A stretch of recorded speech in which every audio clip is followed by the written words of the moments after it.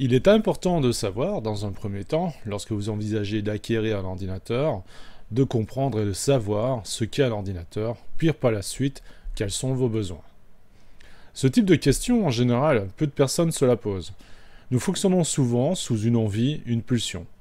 Lorsque nous désirons une voiture, on se base souvent sur les goûts de couleur, d'esthétique et surtout de ses moyens. Peu importe telle ou telle marque, nous rentrons chez les concessionnaires, conseillés par un membre de la famille ou un ami, puis l'on tourne autour de cette voiture, sous les conseils de vendeurs qui souvent reçoivent plusieurs coups de téléphone sous le modèle que vous avez pratiquement choisi, histoire de vous mettre un petit peu la pression, puis vous signez le contrat de vente. Vous êtes-vous vraiment renseigné sur les capacités de cette voiture, sur le coût des entretiens, ou se procurer des pièces à prix avantageux? Et surtout, est-ce qu'elle convient vraiment en fonction de vos besoins liés à votre travail ou alors à vos loisirs? Si même lors de l'achat de votre voiture, tout ne s'est pas forcément passé comme vous le vouliez, il y a au moins une chose qui est certaine. C'est que vous avez pris le temps d'apprendre à la conduire au préalable.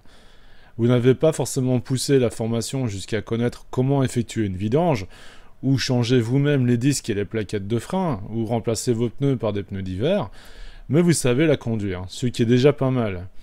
Or, la majorité des gens achètent un ordinateur sans savoir ce qu'il représente vraiment, ni comment l'utiliser.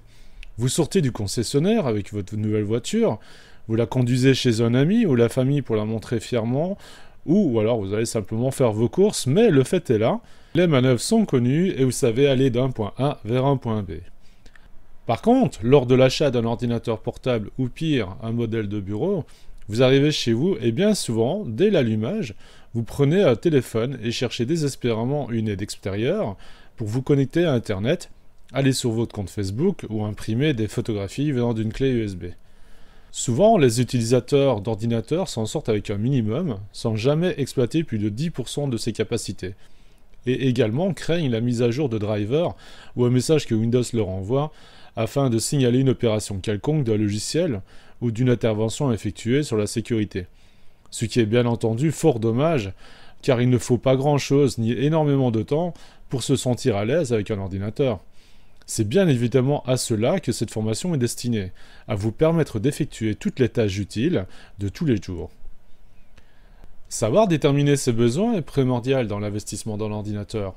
J'ai trop souvent vu des personnes ayant un ordinateur trop lent, ce qui augmente le stress et la frustration lors d'une utilisation sur un projet important ou des opérations bancaires, et des personnes possédant un ordinateur luxueux mais pas nécessaire pour leur utilisation de tous les jours. Alors la question qu'il faut se poser avant tout est: qu'est-ce que je compte faire avec un ordinateur? Pourquoi subitement j'éprouve le besoin d'en avoir un? On ne va pas bien entendu parler du cas où on en achète un parce que son cousin en possède un. Posons-nous sérieusement ce type de questions.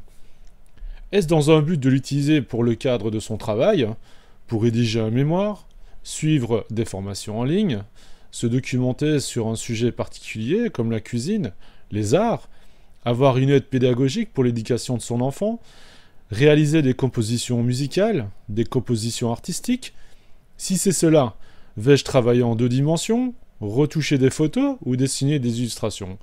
Ou alors plutôt m'orienter vers la 3e dimension et sculpter des personnages ou des éléments de décor? Ou encore, vais-je acheter un ordinateur pour me détendre et jouer à des jeux vidéo? Oui, mais là encore, à des jeux Facebook, des anciens jeux rétro ou alors des récents. Sachez que ce choix est important, car nous parlons alors d'ordinateurs qui peuvent coûter entre 200 et 3000 euros, voire plus. Car en effet, chaque besoin détermine le choix du matériel qui composera votre futur ordinateur. Que ce soit lors d'un achat d'ordinateur réalisé sur mesure, ou celui proposé par une marque dans un magasin spécialisé, ou en grande surface.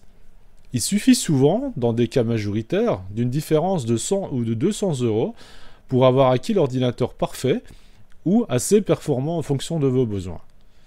Souvent, un simple conseil suffit, mais encore faut-il l'avoir reçu.